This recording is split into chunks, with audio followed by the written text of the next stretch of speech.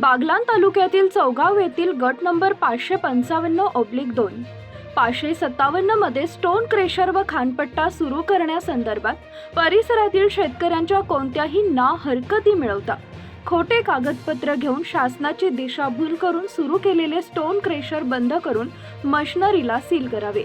या मागणीसाठी शेतकऱ्यांनी तहसील कार्यालयासमोर सोमवार दिनांक 26 पासून सुरू केलेलं उपोषण दिनांक 29 रोजी तहसीलदारांनी मध्यस्थी करत जिल्हाधिकारी कार्यालयात बैठक लावण्याच्या अटीवर उपोषण मागे घेण्यात आले।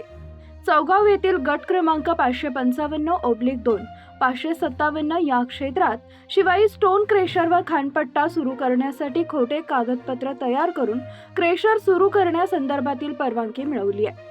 सदर परवानगी मिळवताना या क्षेत्राला लागून असलेल्या शेती क्षेत्रात पिके, शाळा व मानवी वस्ती असल्याने याचे खोटे न हरकत दाखले व दस्तऐवज तयार केले।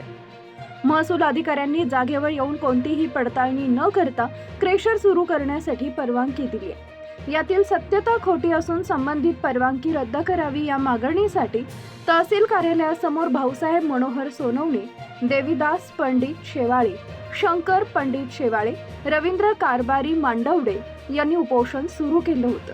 अखेर तिसऱ्या दिवशी तहसीलदारांच्या मध्यस्थीने उपोषण मागे घेण्यात आले। गाव आहे जवळ, तर त्या क्रेशर पासून रात्रंदिवस आवाजाने धुळीने खूपच मोठ्या प्रमाणात त्रास होतोय। विद्यार्थ्यांना शाळेत दडदड आवाज जातो, विद्यार्थ्यांचं बी लक्ष लागत नाही।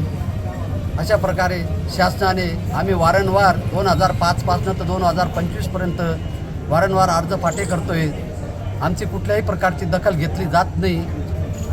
ही दखल ताबडतोब घेण्यात यावी आणि ताबडतोब या परवानग्या त्या सगळ्या कॅन्सल करण्यात याव्या, एवढीच मी प्रशासनाला विनंती करतो।